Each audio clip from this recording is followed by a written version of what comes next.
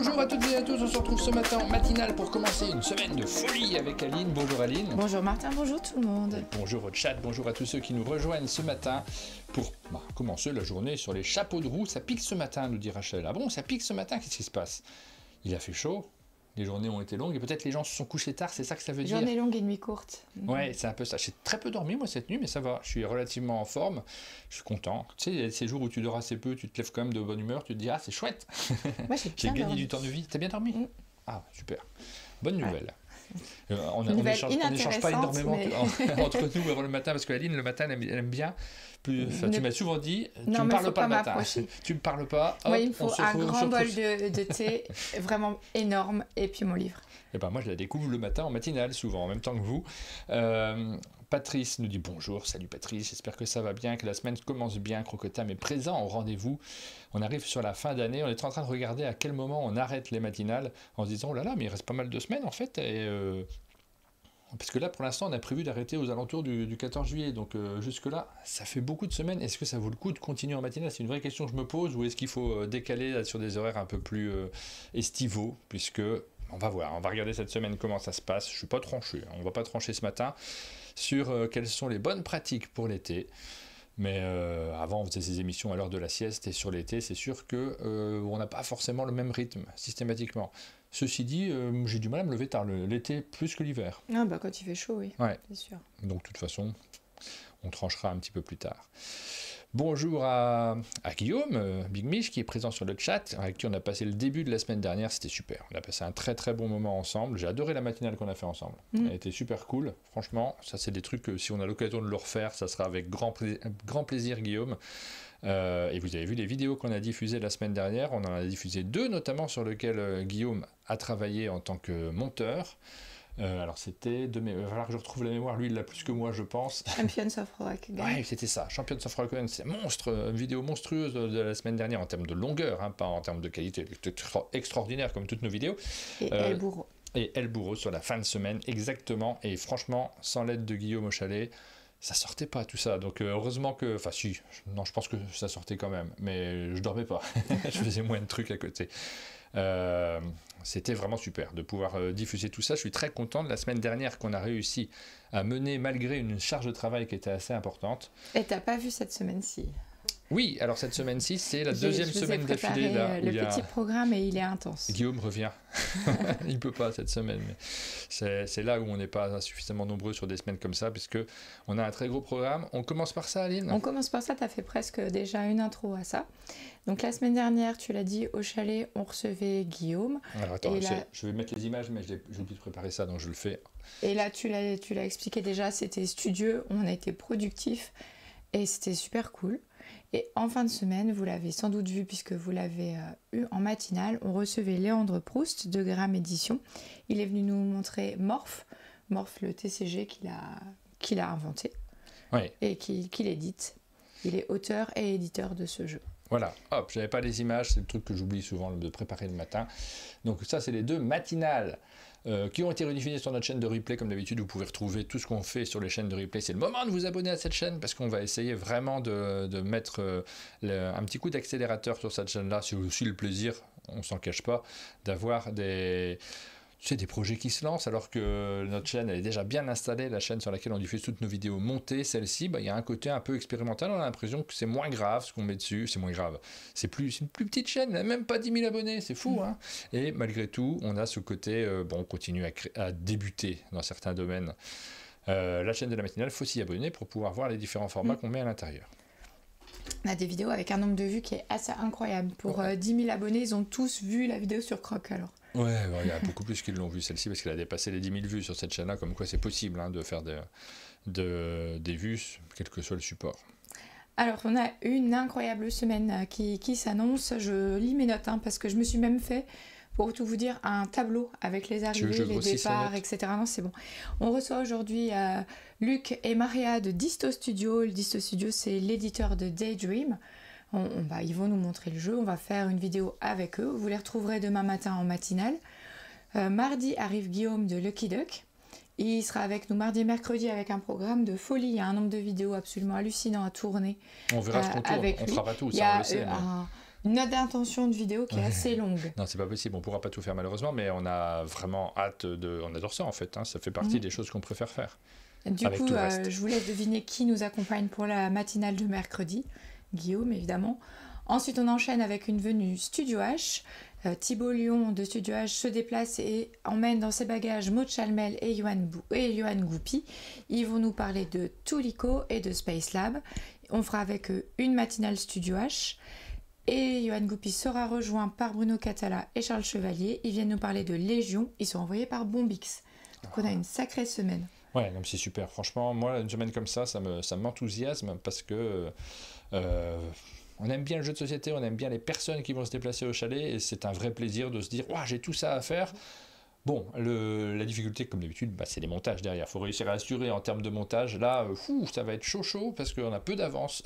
Forcément, on a diffusé plein de choses la semaine dernière. Et malgré tout, il y a plein de choses à diffuser sur cette semaine-ci également. Donc ça va être costaud, mais on va essayer de s'en sortir avec cette équipe incroyable que vous avez sous les yeux. Bah oui, parce que, bon... Tiens, j'ai rajouté là juste avant de lancer la matinale, c'est pour ça que j'arrive souvent dans les toutes dernières secondes et que parfois vous avez une seconde de musique en plus. J'ai rajouté les dessins que j'ai fait pour l'équipe hier. Hop, je vous les montre quand même parce que je montre jamais les dessins. Je pense que c'est le lundi qu'il faut les montrer. En surtout fait, que c'est le travail de la semaine dernière, ça c'est sûr. Donc, si vous êtes amateur d'actualité sportive, on touche tous les domaines. Toute la culture, tous les loisirs en fait. Si vous êtes amateur d'actualité sportive, il est trop tronqué ma fenêtre là, comment je peux faire? Il faut que je fasse des dessins plus petits. On va faire différemment. Hop, regardez. Le dessin qu'on a diffusé dans le journal de... C'est bien gentil de dire on, mais j'y suis vraiment pour rien. De quoi? T'as dit le dessin qu'on a diffusé. Je parle de moi et mon équipe de l'équipe. Ah, d'accord. Qui a été diffusé, mais je ne suis pas tout seul pour le faire quand même, il y a toute une équipe de journalistes derrière.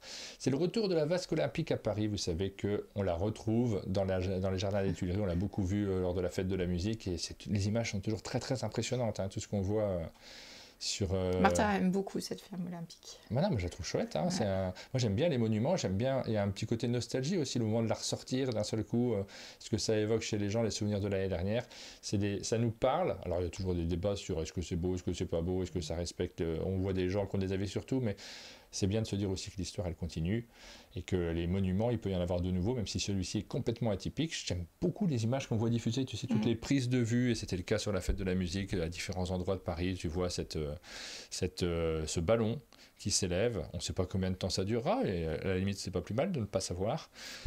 Pour 3 ans en tout cas, elle sera présente dans les jardins des Tuileries jusqu'à Los Angeles, et après on verra bien. Donc là j'ai fait un petit dessin en mettant en parallèle la victoire en Ligue des Champions de Paris, puisque c'est vrai que c'est une ville qui a vécu beaucoup de choses en un an sur le plan sportif. Sacrée année 2024-2025. C'est un petit dessin parmi d'autres, mais le deuxième, c'est... tiens, d'ailleurs, il y a un petit défaut dans celui-ci, je me suis rendu compte après l'avoir envoyé, il y a une tache bleue qui s'est mise là, qui est beaucoup trop grosse par rapport à ce que je fais d'habitude. Et je l'ai vu, puis j'ai pas couru derrière le dessin pour le rattraper, je me suis dit, tant pis, il sera publié comme ça. Autre dessin, alors là, c'est un dessin un peu anecdotique, mais je vous montre les dessins que j'ai fait ce week-end. J'en avais proposé, comme d'habitude, 5 chaque jour, et ils en choisissent un dans le journal L'Équipe qu'ils diffusent. Et là, ils ont choisi de parler de ça. C'est le lancement des qualifs de Wimbledon, l'Open d'Angleterre et de Grande-Bretagne, je pense qu'on peut dire. Et donc, on a Louise Boisson qui a fait une demi-finale sur Roland-Garros, qui n'a pas accès au tour principal de Wimbledon malgré son classement. Elle est 67e mondiale. Le classement qu'ils ont pris en compte, c'était avant Roland-Garros et elle était, je crois, 360e mondiale à ce moment-là. Donc elle n'est pas dans le tableau principal. Pour avoir accès à Wimbledon, elle doit passer par le tour de qualification. On sait que sur ce genre de tournoi, en général, il y a des invitations, mais elle n'a pas eu le droit à une invitation malgré le fait qu'elle était dans les 4 joueuses qui ont fait les meilleures performances sur le dernier Grand Chelem. Donc pas de passe-droit pour elle. Elle devra participer au tour de qualification de Wimbledon. Voilà le petit dessin. Je ne vous le décris pas le dessin parce que c'est horrible de décrire un dessin à l'oral. Je sais qu'il y en a beaucoup qui écoutent ces matinales à l'audio, donc ils se demandent un peu de quoi il s'agit.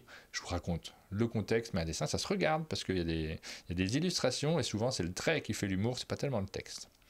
Voilà pour les 2 dessins qui ont été diffusés dans l'équipe. Je le ferai peut-être de temps en temps le lundi, puisque je trouve que c'est sympa quand même de revenir sur De temps en temps, il y en a que j'aime pas trop qui sont diffusés parce que c'est pas les choix que j'aurais fait, mais c'est pas grave. Ça, il faut peut-être dire que tu envoies plusieurs propositions. Ouais, je l'ai dit, oui. Et que, ouais. Voilà. On s'entend pas toujours quand on discute à deux parce que souvent on réfléchit à ce qu'on va raconter juste derrière. Et je me rends compte, moi, quand on fait des replays des vidéos, que je n'ai pas toujours écouté ce que tu disais et inversement. Oui, c'est normal. On continue. Cette matinale, je lis un peu le... Bravo Aline pour le dessin, c'est super stylé. Je lis vos commentaires. Ça fait envie, nous dit Rachel à propos de Wimbledon, parce que Rachel est une grande tennis woman, elle adorerait participer. Je suis sûre et certaine qu'elle parle de la semaine prochaine. Ah mince, de cette semaine. Je croyais que c'était ça, moi. À Strasbourg, il y a une statue du cheval en métal qui a galopé sur la scène lors des JO. Ah oui, c'est vrai. Il y a le ballon du parc André Citroën depuis un moment et c'est très bien. Ok. Je sais pas à quoi il ressemble ce ballon, il faudrait que j'aille regarder. Non, je m'en fous du sport, dit Rachel. On te demande pas ton avis, c'est fou ça. Elle donne son avis surtout tout le temps, insupportable. On passe aux jeux qui sortent cette semaine. Alors comme d'habitude, on essaye de repérer ce qui se passe à droite, à gauche.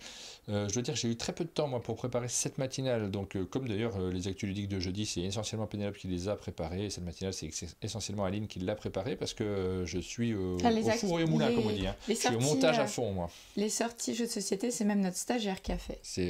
Alors j'ai regardé un peu ce matin, j'ai enlevé deux trucs, je crois, parce qu'il y avait Andromeda's Edge et puis Rachel va contrôler directement. Je crois que c'est plutôt la semaine prochaine qu'il sortirait.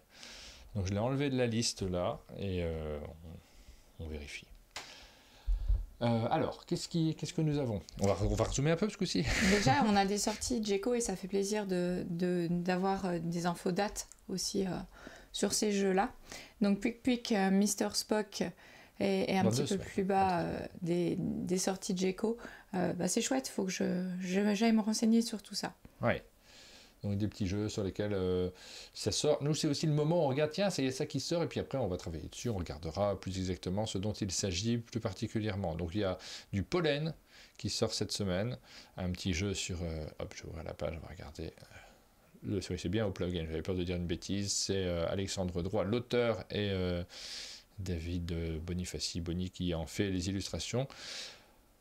Voilà, donc un jeu encore naturaliste, sur un thème naturaliste qui sort chez Hopla, forcément on regarde ça avec beaucoup d'intérêt. Il y a Arx chez Matago, Cicéron on en a déjà entendu parler, on en parlait l'année dernière lors du sommet des jeux à Valménier, on a eu l'occasion d'avoir un peu de teasing sur ce jeu et ça y est, il arrive en boutique, ça a mis du temps. Stupor Mundi, on l'a déjà annoncé plusieurs fois, mais c'est un des jeux qu'on attend le plus, apparemment ça serait plutôt cette semaine qu'il sortirait. Moi je suis très curieux de le découvrir, j'aimerais beaucoup y jouer, parce qu'on est dans ma catégorie de jeux. Sevano Yokai chez Matago, petit jeu de cartes. Banzak, je passe très vite parce que je n'ai pas grand chose à dire. Là, je les liste un petit peu ce matin. Bazar Aquatique, encore Djeco, tu l'as cité. Mister Travel aussi, c'est un jeu de discrimination visuelle, Mister Travel, dans la lignée de ce qui avait déjà eu lieu chez eux, par exemple Mister X ou celui sur les dinosaures. Marche très très bien ce petit jeu. Extra Paper, c'est une petite extension de Sea Salt and Pepper que nous apporte l'équipe Bombix. Ils nous l'amènent ici. Ouais. En fait, ils viennent avec pas mal de jeux et du coup ça va nous permettre de vous en parler, de le tester. Inc, tu y as joué ? Alors l'équipe Bombix, c'est des auteurs qui viennent. Il n'y aura personne de Bombix encore. On n'a pas encore réussi à aller faire 1000 km pour venir jusqu'en Franche-Comté. Et en même temps, on comprend que c'est vraiment l'autre bout du monde pour eux. Ouais, on y arrivera, on trouvera une solution. En train, ça se fait, je pense, quand même, malgré tout. Il y a moyen, alors il y a un arrêt à Paris, mais bon. Ensuite, il y a Inc. J'y ai joué, effectivement, ça sort cette semaine. C'est le nouveau jeu du nouveau studio de Sophie Gravel et Martin Bouchard. Donc un jeu de potions magiques, c'est des petites potions, d'encre. C'est de l'encre, ouais. C'est des petits pots d'encre. Je sais pas c'est pourquoi vrai, potions parce magiques. Que Matériel fait très petite potion, c'est vrai. Je dis n'importe quoi, mais je me l'entends dire quand même. Alors, c'est des jeux dans lesquels tu essayes de faire des zones de couleurs pour valider les objectifs. Ça fait un peu penser à Nova Luna, par exemple, d'Uwe Rosenberg. Moi, j'aime plutôt bien ce type de jeu. Pour l'instant, je n'en ai fait qu'une partie, mais j'ai bien envie d'y rejouer. Le Baron, un jeu de la famille 6 qui prend. Donc ça, c'est chez Gigamic. Ouais, j'ai hâte de voir. On a Dobro chez Ighiari qui sort cette semaine. Pixies, on l'a cité déjà, c'est chez Bombix. Beaucoup de trucs cette semaine quand même, Aline. Une extension pour Axe. Dame Nature. Dame Nature, c'est un jeu chez Hopla aussi, j'y ai joué. C'est un jeu dans lequel les illustrations font penser à du crochet, du tissage. Et c'est assez original. Et on a des strates d'animaux à ordonner aussi. Cathy nous dit Dobro, c'est plutôt la fin du mois. Ok, on va changer ça, on le mettra sur la fin du mois. Unlock Short Adventure 11, le chant des embruns, on l'avait annoncé plus tôt, mais apparemment ce serait plutôt cette semaine, il a été repoussé, qu'il sort.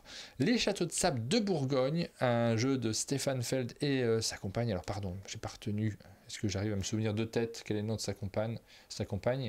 On tente, tu cites un prénom, j'entends un. Stéphanie, je dirais. Moi, je crois que ça finit par un A, genre Marina, mais c'est pas ça. Marina.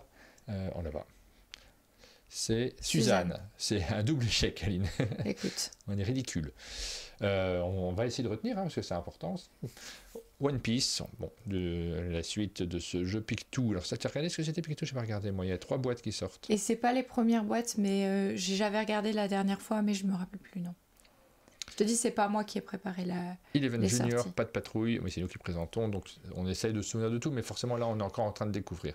C'est cette semaine, Escargot Préparté, la boîte métal? Escargot Préparté, oui, c'est ce que j'ai trouvé en tout cas. Escargot Préparté, c'est la... déjà annoncé. En fait, on en a parlé parce qu'on a parlé des journées BlackRock. Ah oui. Et on avait expliqué que c'était une réédition d'un jeu initialement... paru chez ABBA avec des petites modifications qui vont dans le sens d'une amélioration du gameplay. Notamment avec des petits symboles qui sont rajoutés au-dessus des escargots, ce qui n'existait pas avant, mais ce qui permet, quand on empile les escargots les uns sur les autres, d'avancer sur la piste. Et ça, vraiment, ça change tout au jeu, je trouve. C'est des améliorations qui ont été amenées par les auteurs, donc Wilfried et Marie Faure, et l'éditeur The Flying Games. Ensuite, on a Haut les mains, nouvelle version. Alors, Haut les mains, nouvelle version, c'est une version, on en a parlé aussi parce qu'on a vu les éditeurs aux journées presse BlackRock, donc tu as peut-être le même effet. Mais c'est une boîte plus petite qui a été pensée pour être actualisée.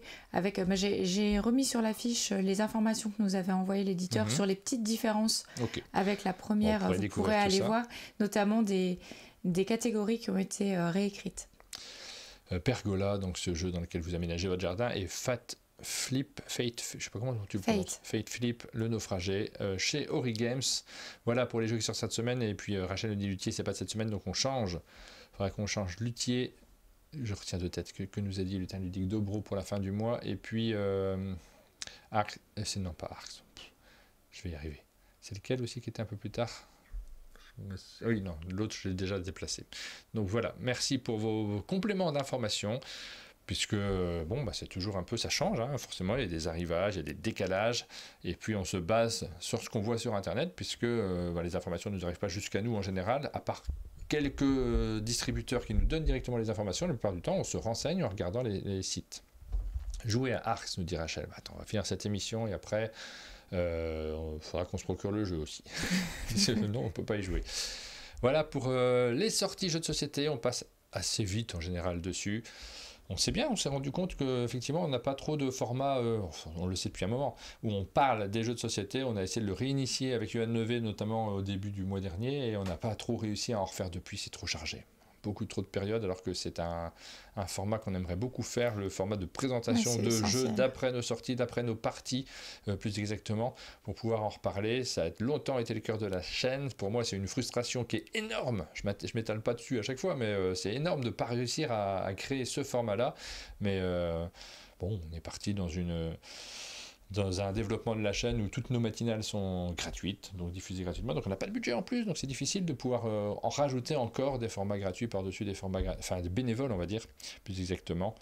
L'amateurat, ça va 5 minutes, hein, on ne peut pas tout faire de manière amateur.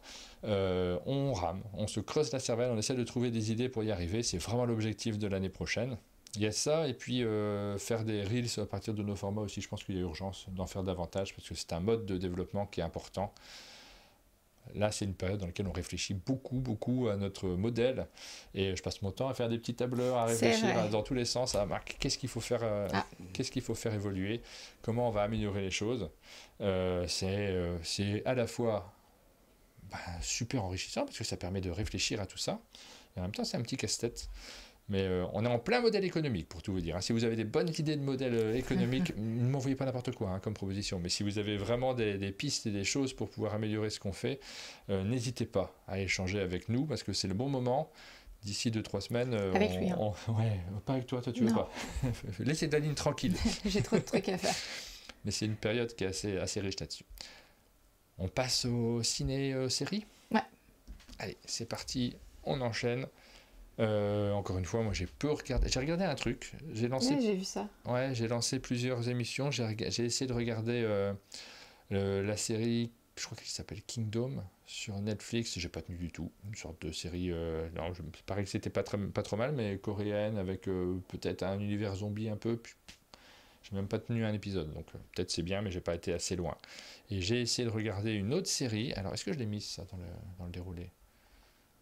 Ouais, je l'ai mise. Hop, je vous la montre, puis après je te passe la parole, Aline. Non, peut-être tu veux commencer comme tu veux. J'ai regardé L'Éternaute, donc c'est une série qui a été diffusée par Netflix en avril, je crois, fin avril. Donc c'est pas très très vieux, c'est une série argentine, basée sur une bande dessinée qui est culte là-bas, une bande dessinée avec un fond politique, mais vous savez, souvent c'est de la science-fiction. Souvent la science-fiction, elle se base sur un fond politique, et d'ailleurs l'auteur a été ensuite arrêté et assassiné par le régime, si j'ai bien compris ce que j'ai lu de sa biographie. Mais c'est complètement une série de science-fiction, c'est-à-dire que on est sur une attaque d'extraterrestres et puis un phénomène, ça s'ouvre sur un phénomène météorologique assez surprenant. Il y a des chutes de neige une sorte de neige qui tombe et qui tue les gens dès qu'ils la touchent, donc les gens sont enfermés chez eux et ne peuvent pas trop sortir, et on suit donc. On est sur ce genre de série qui commence de manière catastrophe. On suit des personnes réagir à cette situation, un peu à la manière de ce qu'on a pu voir dans des Lost, tout ça. From, une série qui est très bien là, que j'aime beaucoup. T'as pas vu toi celle-ci ? Non, mais ça me fait penser au jour d'après ou ce genre de film aussi. Alors c'est un rythme qui n'est pas du tout le même. C'est là qu'on voit que les codes de réalisation, que ce soit en série, que ce soit en BD, que ce soit dans plein de domaines différents, dépendent aussi de la culture des pays dont il s'agit. Si vous regardez une série des années 80, vous allez vous dire « Oh là là, mais qu'est-ce que c'est que ce rythme ? C'est d'un lent, c'est fou !» Et là, c'est beaucoup plus lent que ce qu'on a l'habitude de voir, et en même temps, ça donne un certain charme. Ça m'a pas passionné outre mesure. J'ai pas adoré plus que ça, mais bon, j'ai regardé cette semaine, donc je vous en parle, et je vous la conseille pas particulièrement, mais c'était intéressant de voir ce que ça donnait en série, cette donc bande dessinée qui est culte en Argentine, qui date des années 50, je crois. Et donc l'auteur de la bande dessinée, c'est Hector G. Oesterheld, illustré par Francisco Solano Lopez. Un flot confinement, nous dit-on sur le chat, nous dit Dominique. Kingdom, c'est bien, nous dit Big Mich. Ah ouais, mais j'ai pas tenu très longtemps, alors peut-être j'essaierai d'insister, mais j'ai tenu un épisode pour l'instant. Donc peut-être, je continuerai. Là aussi, le rythme est très particulier. C'est souvent quand on regarde des séries étrangères, je trouve que c'est enrichissant là-dessus. On n'est pas habitué au rythme au départ. Il faut s'y faire un petit peu, il faut se lancer dedans pour comprendre, parce qu'on est tellement sur un rythme peut-être très haché, très rapide, sur ce qu'on a l'habitude de regarder, que faut s'immerger dans une autre façon de faire les choses. Et c'est là-dessus, il ne faut pas hésiter à passer plus de temps, peut-être, que sur d'autres formats. Bon, je continuerai Kingdom.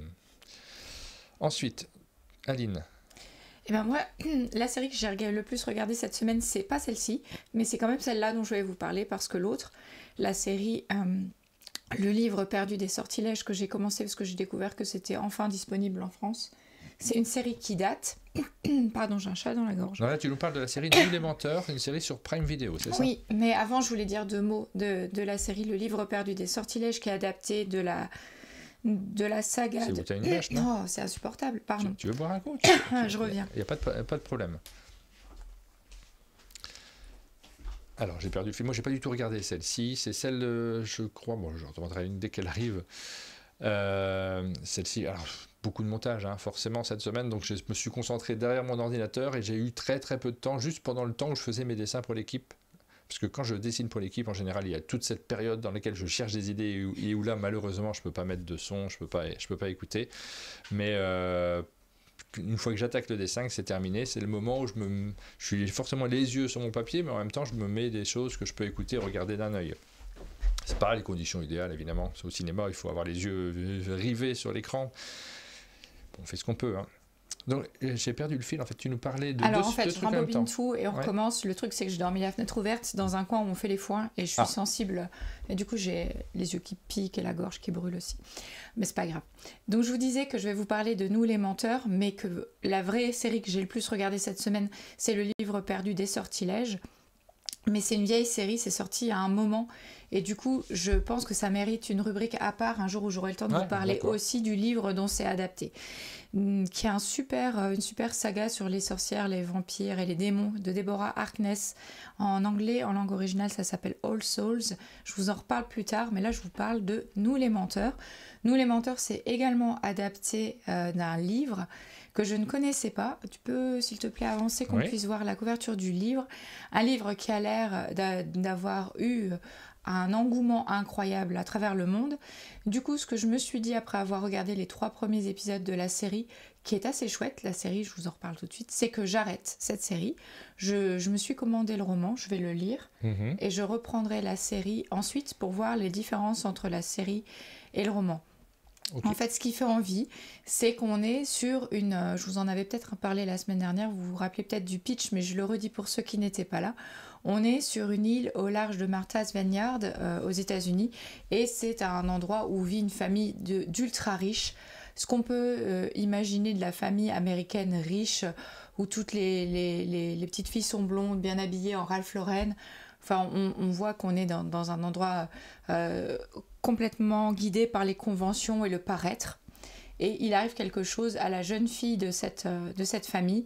Et 1 an plus tard, elle va essayer de mener l'enquête pour savoir ce qui lui est arrivé, pourquoi elle s'est retrouvée sur la plage dans le coma et ce qui a pu se passer pour provoquer ça. Et ça raconte ses interactions avec ses cousins, ses tantes, son grand-père, qui est un patriarche qui a l'air assez imbu de lui-même et pénible à vivre, mais auquel tout le monde fait allégeance tout le temps.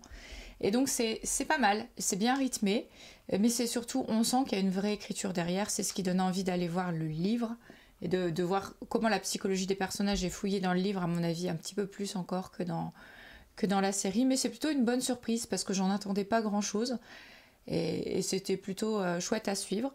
Petit fun fact, si tu peux descendre pour qu'on voit les images, sur les 2 photos que vous voyez là, en haut, j'ai découvert que l'actrice c'est la fille d'Ewan McGregor. D'accord. Et en bas, habillée en rouge autour de la table, c'est la fille de Meryl Streep, Mamie Gummer, qui lui ressemble incroyablement. Et donc tous ces acteurs et actrices jouent très bien et on a vraiment cette interaction entre les personnages et c'est ça le cœur de l'intrigue. Oui, le livre... Le livre est court, oui. J'espère que la série ne tire pas en longueur, ne dit plume d'oie. Le livre a eu un grand succès à cause de la fin. Eh ben, me dis pas la fin, je suis assez intriguée quand même. Je lis le livre et je reprends la série et je vous en reparle plus tard. On enchaîne, donc on a parlé de ça cette semaine. Alors il y a plein de trucs qui sortent cette semaine qu'on n'a pas vu forcément, mais c'est juste pour faire de l'annonce. Nous avons Iron Heart sur Disney+, donc on est dans l'univers de Marvel en fait, puisque on continue. Il paraît que les dernières séries n'étaient pas si extraordinaires dans cette catégorie là, mais je les ai pas vues donc je peux pas vous en parler davantage. Là c'est après les événements relatés dans Black Panther Wakanda Forever. Ok. En fait j'ai mis plusieurs séries qui sortent cette semaine et qui a priori font le buzz parce que beaucoup les attendent. C'est pas forcément celles que j'attendrais personnellement, mais c'était incontournable de vous dire par exemple que la saison 4 de The Bear commence le 26 sur Disney. Il y a plein de gens qui suivent cette série, c'est une chouette série. On avait commencé à la regarder. On dit The Bear ou The Bear ? The Bear, je pense. Je cherche d'autres mots avec E et A. Eh ben, dites-nous, moi je ne suis pas sûre d'avoir la bonne prononciation. C'est une chouette série, on n'avait pas continué, mais le début était intriguant. Mais on n'a pas réussi à accrocher au truc alors qu'il paraît que c'est extraordinaire. Et des fois, c'est une question de... Enfin, c'est sûr, c'est pas des fois. Là, sur celle-ci en particulier, c'est une question... faut passer quelques épisodes, je pense, pour s'accrocher au rythme. Mad Crack nous dit The Bar. Non, The Bear. Il dit une blague. Ok. Il paraît que c'est excellent, mais ça allait trop vite pour moi, nous dit Rachel. Je sais pas. Il y a un truc aussi qui nous a embêtés Je sais pas, non, on n'a juste pas accroché. Tu sais, le moment où tu accroches, c'est variable. On pourrait s'amuser, ça n'a aucune valeur, ce que je suis en train de dire, mais on pourrait s'amuser à dire cette série, il faut regarder 2 épisodes et demi pour être à fond dedans, et après vous êtes à fond pour jusqu'à la fin. Et en fait, c'est variable, et cette information, on ne l'a pas toujours. Pour ceux qui aiment, tu sais, c'est... Le temps de la construction et de poser l'intrigue. On a parlé de Lost tout à l'heure. Un Lost, c'est 15 secondes pour être accroché, et c'est ça la grande force de ce genre de série, avec situation particulière dès le début. Et puis il y en a d'autres, il faut pas mal de temps. en réalité pour apprivoiser les personnages, le rythme, le montage. Et celle-ci, on n'a pas pris ce temps-là, nous, et c'est un petit regret que j'ai. Beaucoup aimé la première saison, nous dit Cathy, mais moins la deuxième. Dites-nous ce que vous avez regardé cette semaine aussi, parce qu'on a tous forcément eu des plannings et des objectifs différents. The Bear, hein, c'est bien ça. Merci beaucoup pour ceux qui nous aident sur la prononciation. Par exemple, Guillaume nous a dit que lui, il a regardé 28 jours plus tard. Bah oui, c'est parce qu'en fait, il l'avait dit quand il était là. Il y a 28 ans plus tard qui est sorti. C'est un film qu'il a envie de voir. Et du coup, comme c'est la suite d'une trilogie, 28 jours plus tard, 28 semaines plus tard, 28 ans plus tard, il se refait la trilogie avant d'aller voir le film au ciné. Moi, j'ai jamais regardé Destination Finale et je me suis dit, tiens, j'essaierai peut-être de regarder pendant mon temps de dessin. Et en fait, j'ai pas trouvé sur les plateformes sur lesquelles auxquelles j'ai accès. Du coup, Rachel, si tu as envie de lire de la littérature vampire, tu peux soit regarder la série Le livre perdu des sortilèges, je suis sûre que ça va te plaire, soit lire le livre L'école de la nuit, ça devrait te plaire. C'est drôle, nous dit Guillaume, Destination Finale à prendre au 5e degré. A priori, c'est pas ce que je préfère. C'est pas le genre de film que je préfère, mais je suis curieux de savoir ce dont il s'agit. Je pense pas que ça soit c'est là que je me retrouve forcément, mais bon, c'est bien d'avoir des avis sur tout aussi, hein, n'est-ce pas? Sur Netflix, on a Squid Games, la saison 3, j'ai pas vu la 2. Toi, t'as vu la 2? Moi, j'ai vu que la 1, ah bon? Et je la regarde avec notre fille, et comme là, elle est en pleine révision... Ah, t'as pas terminé? Non. Ah, et moi, je l'ai vu entièrement la 1. T'as pas la fin? Non, j'ai pas la fin. Ah mince alors, zut. Donc je peux pas regarder la 3, mais la 2 est très bien. C'est quelque chose. Elle a adoré, notre fille, elle est vraiment hyper fan, elle est très contente. Elle s'est interdit de regarder le début de la saison 3 avant d'avoir passé le bac. Mais ouais, c'est chouette et surtout c'est très attendu. C'est la série la plus regardée, je crois, sur Netflix. Je crois que c'est la 2e série la plus regardée. La plus regardée, c'est Mercredi. Et la 3e, c'est Stranger Things. T'as raison, je crois.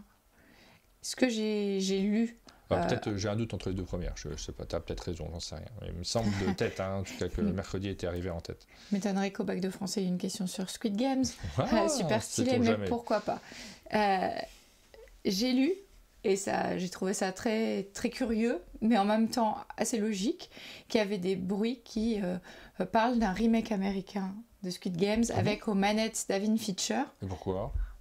Je suppose parce que les Américains adorent avoir leur propre version des trucs qui marchent bien. C'est fou ça quand même, je vois pas l'intérêt de faire, parce que Squid Games, c'est déjà la série la plus vue, quel intérêt d'en faire, enfin je sais pas. Ouais, je trouve ça curieux aussi. Mais dans l'idée de faire... C'est comme les Bureaux des légendes, hein, ils ont fait une version, à chaque fois tu te dis, mais on l'a déjà vu, pourquoi il faut le revoir? En tout cas, choisir David Fincher pour faire ça paraît logique. Parce que quand on a vu un petit peu de Squid Games, aller chercher le réalisateur de The Game, de Seven, de Fight Club, c'est pas idiot. Mais bon, dans l'idée où c'est indispensable, je ne sais pas si c'est indispensable. Guillaume se demande si Adolescente n'a pas rattrapé Stranger Things. Peut-être, j'en sais rien, mais ça serait surprenant quand même, parce que c'est quand même beaucoup plus exigeant Adolescence comme série. Ah ouais, non, apparemment Rachel confirme cette information. Vivement la suite d'Adolescence. Il y a peu de chance, je pense. Ensuite, c'est la série que j'irai regarder, je pense. Le 27 juin sort Smoke sur Apple+. C'est une histoire qui est inspirée de faits réels, qui raconte comment un spécialiste des incendies va venir collaborer avec la police pour résoudre une enquête. Alors on est sur un scénario hyper classique, sauf que le créateur de cette série, c'est l'écrivain Denis Lahan, qui est un auteur, qui est un grand auteur, qui a inspiré des films... de Francis ? Ben non, Lahan, pas Lalanne. Ah. Il a par exemple écrit Mystic River avant que Clint Eastwood s'en empare pour faire un film. Il a écrit Shutter Island avant que ça devienne un film. C'est quelqu'un dont les scénarios et dont les livres tiennent vraiment la route. Du coup, ça donne très envie d'aller voir Smoke. Moi, Mystic River, c'est un film que j'adore. On me dit que le créateur a fait autre chose, j'ai envie d'aller voir. Ouais, bah oui. Et vraiment, ça repose juste sur ça. Je vous ai mis la bande-annonce, c'est chouette. Mais rien que cette information-là, pour moi, c'est un déclencheur d'envie. Me dire, c'est cette personne dont j'ai aimé les adaptations, généralement, qu'elles soient faites par Clint Eastwood ou par quelqu'un d'autre. Ça m'a toujours plu. J'ai aimé aussi Shutter Island. Je me dis, bon, bah là, j'y vais. Et il y a une esthétique dans la bande-annonce. Tout est un peu sombre, fumeux et bleuté. en relation, j'imagine, avec le thème de l'incendie, la fumée. Voilà, je ne sais pas ce qui vous intéresse, vous, le plus cette semaine. Est-ce que vous allez suivre la série Marvel? Est-ce que vous allez suivre The Bear? Est-ce que c'est Squid Games que vous attendiez? Ou est-ce que vous avez, vous aussi, envie de découvrir Smoke? Voilà. Au cinéma, le film dont on a le plus parlé, sur lequel le teasing a été le plus impressionnant, c'est évidemment F1, le film avec Brad Pitt. On l'a vu partout. Alors peut-être parce que aussi je baigne un peu dans le monde de l'actualité sportive. Mais j'imagine que tu l'as vu aussi. J'ai vu passer partout. Ouais, ok. Partout. Et on sent que le thème du film, c'est ce que je vous ai mis en petit commentaire. Tu peux être vieux, mais t'es quand même dans le coup. Ouais. Et ça m'a fait rire parce que la musique de la bande-annonce, c'est The Chain de Fleetwood Mac. Et on peut vraiment pas dire que ce soit une musique récente. Je vous ai remis l'enregistrement. Ça sonne tellement années 70. Ouais. Ouais. Je me suis dit, allez chercher... parce qu'on sent que c'est un film qui nous dit que oui, on prend un vieil acteur, enfin, dans l'idée... Non, mais ça fait... Qu'est-ce qui... Quoi? On prend un vieux pas toi, pilote... Pas maintenant. Non, le pitch, c'est on va prendre un vieux pilote has-been qui a tout raté, et ça, c'est Brad Pitt, ouais. et Sonny ça va Hayes. devenir le modèle.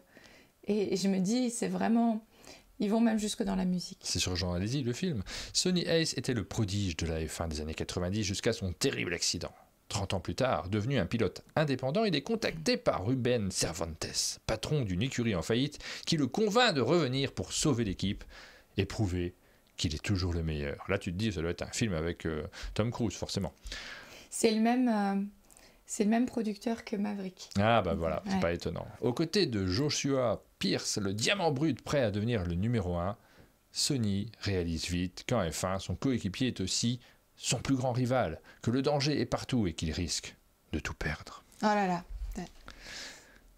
Voilà, bah oui, forcément.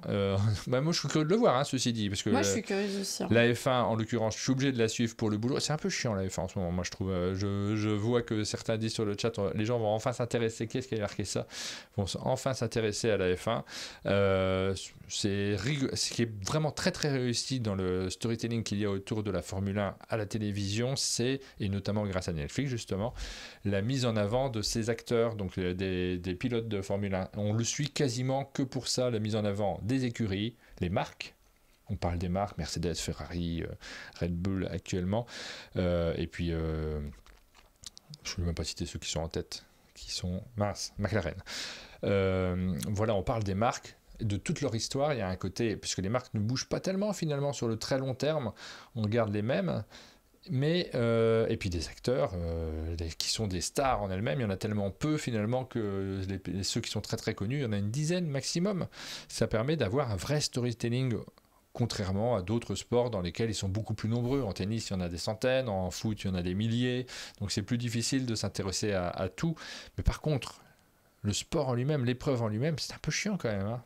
Je me souviens de la dernière fois que je suis venu à l'équipe voir les rédacteurs en chef, que pas mal me disaient, la F1, on a beaucoup de mal parce qu'on s'en fout complètement, c'est chiant à regarder. Il y avait une sorte de franchise qu'ils n'osaient pas marquer forcément dans le journal, mais c'est vrai que les compétitions sont moins intéressantes souvent que tout le background, tout ce qu'il y a autour qui lui est passionnant. Ouais, pour en revenir à l'envie, le sujet ne m'intéresse pas spécialement, mais le personnage joué par Brad Pitt et la façon d'interpréter de Brad Pitt font que j'ai envie d'aller voir le film. En 2026, nous dit Palmier Bizori, on annonce beaucoup de changements, donc peut-être que ça va redevenir un peu plus intéressant. Alors, il y a des années qui sont plus intéressantes que d'autres, notamment quand il y a une grande rivalité, mais là actuellement la rivalité c'est entre les deux pilotes de la même équipe. Heureusement ils ont le droit de s'affronter, parce que tu sais, des fois en plus dans la même équipe, comme ils ont la meilleure voiture... Ce serait pas un peu le sujet de ce film ? La rivalité est finalement au sein de la même équipe. Souvent, mais parfois ils n'ont pas le droit de s'affronter, c'est-à-dire qu'il y a une consigne d'équipe où on leur dit non, c'est machin qui gagne, c'est lui, on fait tout pour lui, c'est le chef d'équipe, et puis l'autre c'est son faire-valoir, alors que c'est le seul qui pourrait éventuellement pouvoir lutter contre. Donc là, actuellement, on sait que McLaren va tout gagner. On a juste envie de voir au cas où s'il n'y aura pas quelques victoires de Red Bull, parce qu'ils sont probablement le meilleur coureur. Mais bon, avec Max Verstappen. Mais il y a peu de suspense sur la saison actuelle de la Formule 1, qui a énormément de dates en plus. Donc parce qu'il y a beaucoup de budget bizarrement là-dedans. Donc c'est une année à rallonge qui est un peu chiante pour les spécialistes de la Formule 1. On continue avec d'autres films. Moi, j'ai vraiment trouvé ça super chouette, la bande-annonce de Amélie, ou La métaphysique des tubes, qui est adaptée du roman d'Amélie Nothomb. C'est l'histoire d'une petite fille belge qui va vivre ses premières années de vie au Japon et qui nous fait part de ce qu'elle est, elle, de ce qu'elle a l'impression d'être, c'est-à-dire un objet qu'on nourrit, qu'on couche et qui agit comme... qui n'est pas encore aux yeux de la société réellement une identité. Et elle nous raconte ça, elle nous montre le regard qu'elle a sur le Japon, sur la famille et sur le fait de grandir. Quand on voit la bande-annonce, on entend parler, enfin c'est pas le cas, mais on entend les mots d'Amélie Nothomb, ils sont utilisés pour le récit, et c'est super chouette. C'est Super étranglement le livre ? Non, c'est La mécanique des tubes, la métaphysique des tubes. Parce que je lis sur le chat que Super Kamsoul dit Marc Super étranglement. Je crois pas, Stupeur et tremblement, c'est elle au Japon en tant qu'employée d'une entreprise japonaise avec un patron hyper exigeant et elle n'étant qu'une employée parmi une infinité d'autres employés. Donc c'est aussi au Japon, mais la métaphysique des tubes, c'est elle en tant que tube digestif qu'on nourrit et qu'on ne prend pas comme une personne. Et ça donne très envie. Franchement, j'ai envie d'aller voir alors que c'est un dessin animé enfant et que, d'habitude ça m'intéresse moins. Enfant, t'es sûr ? Le dessin animé ne veut pas dire enfant. Hein. Non, mais là, ça s'adresse à des enfants. Ah, vraiment ? Oui, vraiment. Ensuite, je vais pas regarder, je pose des questions de manière très naïve, en fait, je sais pas. 13 jours, 13 nuits, donc... curieux de voir ce film-là aussi. Oui, alors Super Kamsoul, t'as raison, Stupeur et tremblement, ça parle de sa vie au Japon, ça parle de sa vie en tant qu'adulte. Sauf si je me trompe complètement, mais il me semble qu'il y a 2 livres en fait qui racontent ça. Un truc qui est détaché de mon clavier. Non. Ton clavier ? Non, je regarde où c'était pour le remettre. 13 jours, 13 nuits, donc à éviter absolument, nous dit Guillaume finalement. Ok, nous on l'a pas vu, mais on te fait confiance là-dessus. S'il y a des touches qui s'appuient, ne vous inquiétez pas, je suis en train de remonter mon clavier. Comme d'habitude, moi je vous en ai sélectionné 2 que j'avais envie de voir, et ensuite je vous ai mis la liste des autres sorties. Une liste déjà un peu épurée par rapport à la quantité. J'ai enlevé certains films quand même. Certains films dont les sorties dans un nombre de salles plus confidentielles font qu'il y a peu de chances de trouver le film près de chez nous. Nullissime, nous rajoute Guillaume sur 13 jours et 13 nuits. Donc il y a le grand déplacement, Au rythme de Vera, on rentre pas dans les détails. Mégane 2.0, si vous aimez bien, c'est l'histoire de cette poupée, je crois que c'est une poupée, diabolique. Diamant, peut-être je me trompe. Non, Mégane 2.0, c'est une histoire d'intelligence artificielle. Ah bah si, c'est ça. Ange, effectivement, c'est avec Arthur H. et ça raconte un périple d'un père et de sa fille sur les routes. Ça a l'air chouette aussi. Et plus haut, Au rythme de Vera, ça raconte l'histoire des Köln concerts de Keith Jarrett et comment cette jeune fille a tout fait pour qu'ils viennent à Cologne faire un concert, quitte à bluffer un peu tout le monde pour y arriver. Once Upon a Time in Gaza, si c'est à la hauteur des autres Once Upon a Time de Sergio Leone. Ça avait l'air chouette, Once Upon a Time in Gaza. C'est comment à Gaza se crée un petit studio de cinéma et avec de l'humour, quoi. On est curieux de voir tous ces films-là, évidemment on ne pourra pas tout regarder, on attendra d'avoir les retours de Guillaume sur le chat qui va tout regarder évidemment dans un de ses week-ends marathons. Bon, voilà, qu'est-ce que j'irai voir moi ? F1 en fait, c'est celui qui me tente le plus. Peut-être que je suis sujet aussi au buzz et que du coup on en a beaucoup entendu parler, naturellement j'ai envie de le voir. Moi j'irai voir F1, Amélie et ensuite l'histoire des concerts à Cologne. Je ne veux pas avoir beaucoup de temps ces prochains jours, nous dit Guillaume. Ah là là, faut que tu quittes ton boulot, que tu nous rejoignes, et comme tout le monde, rejoignez tous un monde de jeux. Tu verras, on va souvent au cinéma. Ouais, et comme ça tu seras notre envoyé spécial cinéma, ta mission consistera à aller voir des films, point. Oh. Ah, le rêve. Combien de temps il lui faut pour arriver? Les bandes dessinées, alors semaine très courte cette semaine, on n'a pas vu grand chose en bande dessinée parmi tout ce qui sort, c'était le cas déjà la semaine dernière. pas forcément beaucoup de lectures qui nous ont attiré l'œil. On a regardé du coup un peu les bandes dessinées qu'on a reçues. On les a pas ramenées? Si, moi j'ai celles que j'ai vues derrière moi. Ok. Donc on a reçu des bandes dessinées la semaine dernière envoyées par Helvétique. On est vraiment content parce que ça nous permet aussi de découvrir des choses qu'on n'aurait pas forcément regardées par nous-mêmes. Et on va revenir dessus assez rapidement. Moi, j'ai pas lu grand-chose, pour tout vous dire, cette semaine. J'en ai lu une de celles qui nous ont été envoyées. Toi, tu en as les deux autres. Donc je vais t'écouter et puis savoir si... de toute façon, je les lirai toutes, évidemment. Moi, je l'ai laissé par terre. Peut-être. Attends, je vais chercher la mienne. Je te laisse en sortir une. Oui. Hop. Par terre, parce que elle est posée à côté du canapé. Si tu veux, tu mets quand même les images. Ouais. Alors, moi, j'ai lu parmi les BD envoyés par Helvétique, qui, vous ne le savez peut-être pas, est un éditeur de BD et de livres, en plus d'être un éditeur de jeux de société. Et ils ont vraiment une offre très variée sur la BD. Ils nous en ont envoyé plusieurs. Elles sont vraiment, on voit qu'il y a plein de choix différents qui sont faits, une grande richesse dans la proposition. J'ai commencé par Présence de la mort, qui est adapté d'un roman, un roman de Ramuz, et c'est une histoire qui va nous parler de la fin du monde. On est à Lausanne et le monde va mal, la Terre se rapproche de plus en plus du Soleil. Oh non, faut pas faire ça. Pourquoi tu fais ça, Aline? Eh oui. C'est une histoire qui est inspirée évidemment par des faits actuels, mais qui raconte aussi en filigrane ce qui s'est passé dans les années 20, une grande canicule qui a inquiété les gens. Les gens dans la bande dessinée vont souvent vers le lac. Attends, parce qu'il y a vraiment quelque chose que je veux montrer. Ouais. Vont vers le lac pour se rafraîchir et on va voir toutes les strates de l'évolution de la chaleur qui arrive de plus en plus. Donc on est sur quelque chose qui nous fait évidemment penser au réchauffement climatique et avec un traitement qui est très particulier. Ouais, ça fait penser à du David B un peu ou du Marianne Satrapi. Marjane Satrapi. Il y a des pages sur lesquelles on va s'arrêter longtemps parce qu'elles sont super chouettes. Le début là, il fait écho à la fin. Je peux pas vous dire comment, mais ça m'a vraiment plu. Cette fin et ce début qui font une boucle. C'est vraiment très chouette. Donc on a ici tout un début qui nous dit que on nous avait prévenu que c'était évident que ça allait se passer comme ça et que on aurait dû s'y attendre, qu'on aurait dû s'y préparer, mais bien sûr que ça n'a pas été le cas. Bien sûr que ce message-là, il est passé sans que personne sans souci. Et maintenant, les animaux ont chaud, la terre se réchauffe, il fait de plus en plus chaud et il va y avoir toute une évolution de ce que provoque le réchauffement climatique. Et c'est vraiment sympa à regarder. Ouais, c'est de l'image, la bande dessinée. Le texte est très particulier, c'est vraiment la façon de raconter de Ramuz qui est reprise.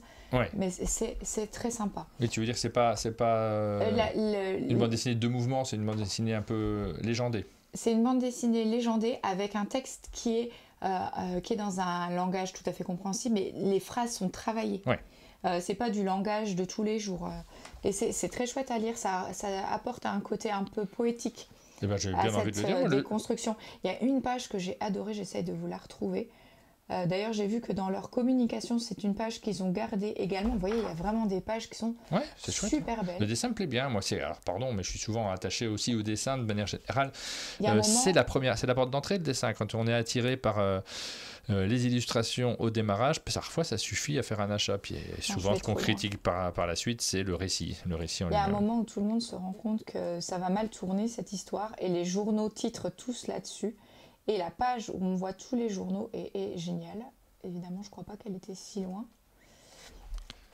Bref, vous avez compris qu'il y a un vrai travail sur le noir et blanc. Et il y a un travail qui est autant un travail de graphisme que de l'illustration. C'est superbe. Bon, je vous retrouverai ça pas forcément facilement. Ok. Bon, c'est pas grave. Hop. Je vous montre ça dès que je le retrouve. Mais tu reprends jamais sur les premières pages, c'est pas... Ah. Non, c'est pas au début. Non, c'est pas ça. Bon. Il faut se mettre des post-it, en fait, dans ces cas-là. Je pense que ça... Je réfléchis à haute voix sur la façon de faire. On passe à autre chose ? Ouais. Aline elle est en train de tout lire. Je voulais trouver. Hop. Ça, j'ai trouvé ça Cette page-là, le mélange des journaux et des immeubles. Des immeubles, ouais. Je trouvais ça très très chouette. Il y a plusieurs pages comme ça où tu dis mais quelle bonne idée. Comme c'est bien pensé par rapport au texte et au thème. Ça me fait très envie, nous dit Patrice sur le chat. Voilà. On est ravis en fait parce qu'on ne l'aurait pas vue forcément celle-ci. Et alors, je vais reprendre le petit papier qu'on nous a donné également pour nous expliquer. C'est une bande dessinée qui est sortie en mai 2025. Tu vois, on ne l'a pas citée dans la liste des sorties. On est passé à côté. On n'a pas toujours toutes les infos. Enfin, je ne crois pas qu'on l'ait citée. Si tu veux bien revenir au site et à l'article, c'est un endroit où je peux aussi vous mettre le lien.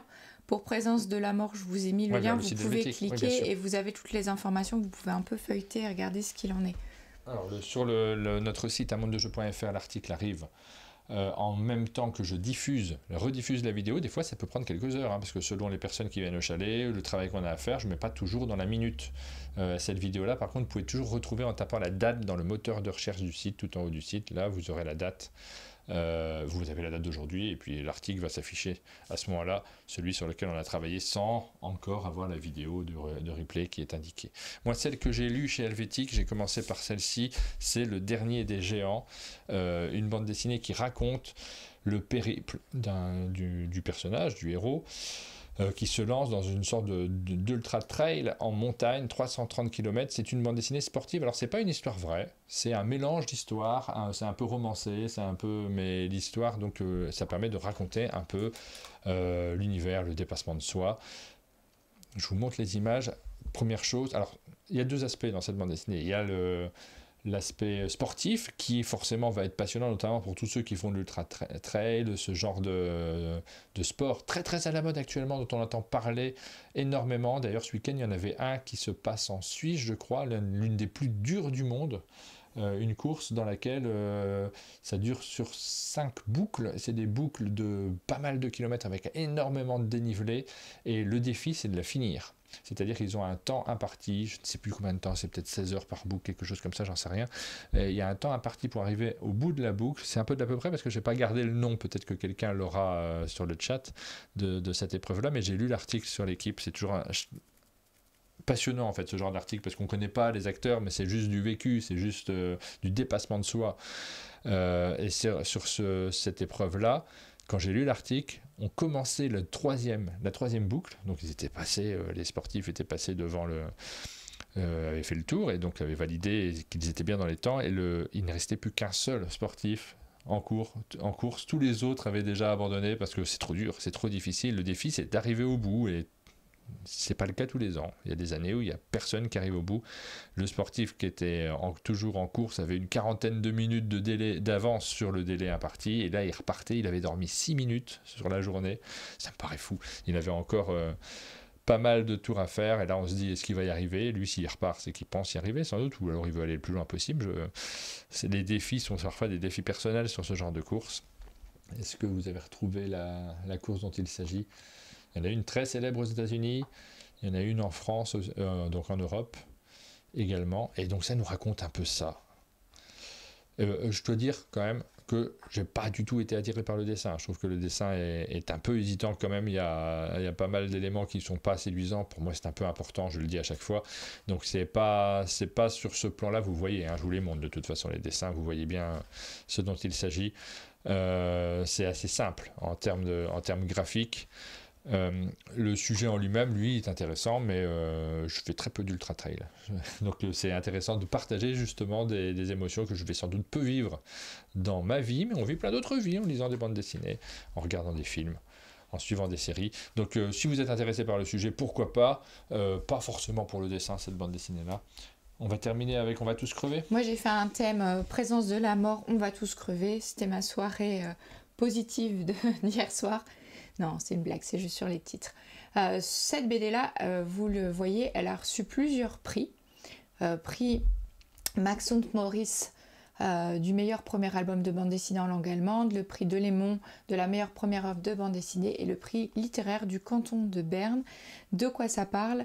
C'est une histoire de malfrats qui, dans leur voiture, se mettent en route pour aller quelque part. Et l'endroit dans lequel ils arrivent, c'est un immeuble. Cet immeuble, il est habité par différentes personnes, des couples ou des gens tout seuls. Et les malfrats sont à la recherche de quelque chose et ils vont visiter les différents appartements, arriver sur différentes histoires qu'on va nous raconter. Ils vont aller chez 2 personnes âgées, ils vont aller chez un couple de cultivateurs de cannabis, ils vont aller comme ça à la recherche de ce pourquoi ils sont là, en rencontrant différentes personnes dont on va découvrir des petits pans de vie. Et des petits pans de vie à des moments assez marquants. Moi, j'ai beaucoup aimé l'histoire des grands-parents qui, en fait, je pense que je peux vous le spoiler, vivent leur dernière soirée. Ils ne sont pas en forme, ils ont décidé de se suicider. Et donc, ils se font un bon repas, ils passent une dernière bonne soirée et ils se suicident. Et quand les malfrats fracassent leur porte d'entrée, ils sont déjà figés sur leur canapé. Ils sont décédés. Et les malfrats arrivent là et tout est construit un peu à la Tarantino avec des histoires un peu improbables d'aventures qui se passent. Donc dans l'immeuble, il y a vraiment des personnalités très différentes, comme ce stalker qui est amoureux de la jeune femme du haut et qui suit tout ce qu'elle fait, qui a des petites caméras qui lui permettent de voir ce qui lui arrive et qui donc se rend compte qu'elle est agressée par des malfrats, prend vite sa carabine et essaye d'aller la sauver. Mais il est trop tard quand il arrive. Voilà, il y a toute une histoire comme ça. Et en fait, ils sont à la recherche d'un objet qui est plus personnel et moins lié à une enquête ou à un cambriolage qu'on pourrait le penser. Et quand on devine ce qu'ils cherchent vraiment, c'est très chouette. Je ne peux pas vous le dire parce que vraiment, je vous spoil, mais l'objet pour lequel il remonte cet immeuble est assez chouette. Et le fait d'avoir chercher à construire une histoire comme ça dans la verticalité d'un immeuble où tous les appartements sont occupés par des personnes différentes, étant en train de vivre des choses totalement différentes et toujours un petit peu à la frontière de l'absurde ou de la tendresse, puisque les 2 retraités, on est sur la veine un peu plus tendre. C'est très très très chouette. On n'est vraiment pas dans un récit classique ou qu'on a l'impression d'avoir déjà vu. La chose la plus proche dont ça m'a fait penser, c'est un film dont j'arrive pas à retrouver le nom à l'instant, mais vous allez peut-être pouvoir m'aider. C'est un film dans lequel Brad Pitt est un instructeur de sport dans une salle de sport où George Clooney non, c'est pas un truc avec minute dans le titre. Et où George Clooney construit des fauteuils assez particuliers dans le sous-sol de sa maison. Burning After. Je l'ai presque. Burn After Reading. Voilà, on est dans un univers un peu à la Burn After Reading. Pendant ce temps-là, moi je cherchais, si vous m'avez vu tapoter, je cherchais le nom de la course et j'ai pas réussi à la retrouver. Et bien si vous avez aimé Burn After Reading, je pense que vous pouvez read, on va tous crever. Read ? Ah, d'accord. Ouh là là, tu fais des jeux de mots en anglais. T'as vu, read, c'est E-A et on dit I. Ah oui, non mais l'anglais... mais les anglais, décidez-vous sur les supériorité de l'allemand où tout se prononce toujours pareil. Ouais. Oui, alors... ouais, bonne découverte. On va tous crever. Anecdote, je lis. Je revis depuis que j'ai adopté des chaussures de trail pour mes marches rando, loin de l'ultra, incroyablement confortable, nous dit Plume Doigt. Merci. Me voilà arrivé au boulot, nous dit Fanette. Nous aussi, je crois qu'on vient d'arriver au boulot aussi. Il va falloir s'y remettre. Parce que, est-ce que c'était le boulot déjà ce matin, ce qu'on fait ? C'est à cheval entre les deux, à chaque fois. C'est des choses qu'on fait, mais on ne le ferait pas, ça ne changerait rien à nos finances. Donc, est-ce que vraiment c'est du boulot ? Est-ce que c'est pas du boulot ? C'est les grandes questions qu'on se pose. À moins, évidemment, que vous nous souteniez. Quand on lit une BD et qu'on se dit je travaille là, c'est quand même agréable. Ouais, j'ai oublié de mettre le menu sur le bande dessinée, donc hop, je le passe là pour pouvoir le corriger sur le replay. Voilà, on vous a présenté quelques petites choses. On va terminer simplement en citant, j'ai vu, parce que comme il n'y a pas grand-chose qui sort, là, on a très peu sorti des sorties de la semaine, mais rien ne nous a tapé dans l'œil, donc on ne va pas se forcer non plus. Et je réfléchis beaucoup à ce format, le format dans lequel on parle des sorties jeux, BD, séries, tout ça, pour l'année prochaine. On aura un habillage spécifique pour ce format, on est en train d'y réfléchir, et on fera ça cet été. Et on va essayer de limiter au maximum à ce dont on peut parler de manière intelligible. Je pense qu'on va réduire, on fera beaucoup moins de listes et on va simplement vous dire, dans cette matinale, on vous parle de 5 trucs, 6 trucs, et on vous montrera quelques petites choses en particulier. Ça ne sert à rien de lister 50 choses si on ne peut pas tout suivre. De toute façon, c'est bien aussi de se limiter un maximum. C'est tentant les listes, parce que ça nous permet de nous tenir au courant, mais en même temps, il y a des limites à tout ça. En fait, le truc, c'est que tout ça, c'est des sélections subjectives. Oui, donc, ça, c'est pas grave. C'est délicat de vous dire, moi, j'ai envie de regarder Smoke, alors que peut-être vous êtes tous en train d'attendre la suite de Squid Games, par exemple. Ouais. Et donc, ça donnerait l'impression qu'on ait complètement squeezé l'information et que on n'a pas vu que ça sortait. C'est pour ça que c'est bien de lister un petit peu, mais il faut qu'on liste très vite. Oui, voilà, il faut quand même garder l'arrière-plan. S'attacher à quelques petites choses en particulier. Et puis nous, surtout, si on ne liste pas, on n'est pas au courant de ce qui sort. Et c'est pour ça qu'on veut ces matinales. À l'origine, c'était ça, se retenir au courant. Ça nous donne une bonne raison de le faire chaque semaine. Et puis, il y a une autre raison aussi, c'est que comme tout choix subjectif, c'est ce qui m'intéresse moi. C'est pas forcément ce qui va vous intéresser vous, mais ce qui vous intéresse vous m'intéresse. Ouais. C'est-à-dire si dans le chat tout le monde me dit t'as tort, cette série-là tu l'as pas mise en avant et pourtant c'est celle qu'on choisirait, moi ça me donne envie d'aller la regarder. En fait c'est conçu aussi comme un dialogue. Ce que vous avez lu dans la semaine ou ce que vous avez vu, ça m'intéresse de le savoir. Flo de Fantasy Game nous dit faire un focus sur 2-3 jeux et les mettre en parallèle avec les livres, le ciné, la peinture. Ça c'est quelque chose auquel on a beaucoup pensé déjà avec Aline, qu'on a très envie de faire. On l'a déjà noté sur un petit bout de papier. On veut faire ça en format court notamment. On aimerait bien pouvoir proposer des reels, des reels peu importe, mais des formats très courts, puisque ces formats de 2-3 minutes dans lesquels on peut partager quelque chose, c'est facile à faire, c'est passionnant à faire, c'est enrichissant, ça a un intérêt pour vous aussi, mais là on est limité en temps, hein. Souvent c'est ce fameux problème qu'on cite en permanence. J'ai très envie de développer les formats courts parce qu'il y a des choses à faire qui ne sont pas de l'influence à proprement parler, qui ne sont pas dans les codes de l'influence, parce que ça en restera finalement malgré tout, mais qui permettent de faire de l'information de manière un peu différente. J'ai des tonnes d'idées qui sont notées sur des bouts de papier, mais qui se heurtent à la réalité malheureusement. Ce dont parle Flo, c'est exactement ce que j'avais proposé au Sablier d'Or, c'est-à-dire de prendre le jeu du jour et de voir ce que ça pouvait avoir comme ramification, en tout cas dans mon esprit, et dans le cinéma, la littérature ou vraiment la culture élargie, et vous le partagez, et voir si chez vous aussi ça éveille les mêmes sortes de connexions. On le fait parfois sur des petits détails, par exemple sur le El Burro, donc qui est paru chez Fantasy Games, qui est l'un des meilleurs jeux de la semaine dernière. J'adore ce jeu, donc on a envie d'en parler à chaque fois. Quand j'ai fait ma petite vignette sur Instagram, je me suis dit qu'est-ce que je mets comme musique, ça sentait les cigales et tout ça, donc j'ai mis Jean de Florette comme musique. Ça n'a pas grand chose à voir, mais c'est le plaisir, tu sais, quand même il y a ce côté méditerranéen, même si c'est pas la même zone, avec la difficulté de produire. C'est pas facile dans ce jeu, et comme il y a un point commun avec Jean de Florette, vraiment ce film-là en particulier, plus que Manon des Sources, où sur tout le début du film, il y a de la difficulté de pouvoir irriguer, de pouvoir produire. Et le lien m'a apparu comme évident. J'étais content de mettre cette musique-là, et on pourrait faire effectivement un petit format dans lequel, autour du jeu, ça me fait penser à tel film, ça me fait penser à tel livre, ça donne envie d'écouter le chant des cigales. Ces liens sont agréables et ça nous permet de ressortir des choses. On termine juste avec une petite image que j'ai vue sur le Facebook de notre libraire sur la réédition de livres de Jiro Taniguchi, un des auteurs de manga les plus importants, en tout cas qui a beaucoup compté pour moi en tant que lecteur.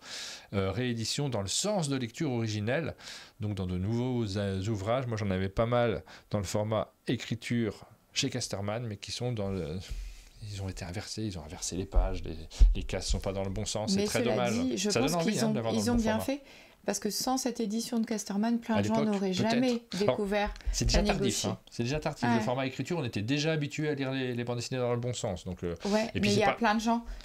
Prends ma maman par exemple, qui a lu Quartier Lointain, qui a adoré. Je ne suis pas du tout sûre qu'elle l'aurait lu dans un format manga. Je sais pas. Cette vulgarisation que ça a permis, moi je la trouve pas inintéressante. C'est sûr que maintenant rééditer dans le sens de lecture originelle, c'est bien, mais au moins ça a démocratisé cette littérature.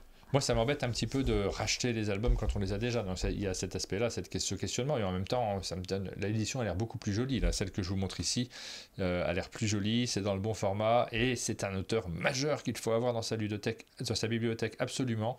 Parce que celui-ci, je vous dis, il a compté pour moi énormément dans ma découverte de plein de choses.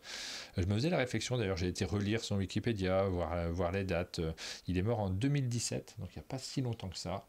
En 2007, 2008, il continue à sortir des super albums. Ça m'a fait un petit peu un pincement de cœur de se dire, ah là là, cette personne-là n'est plus présente. On va plus avoir de nouveaux Taniguchi. Le temps passe vite, hein, on se rend compte aussi.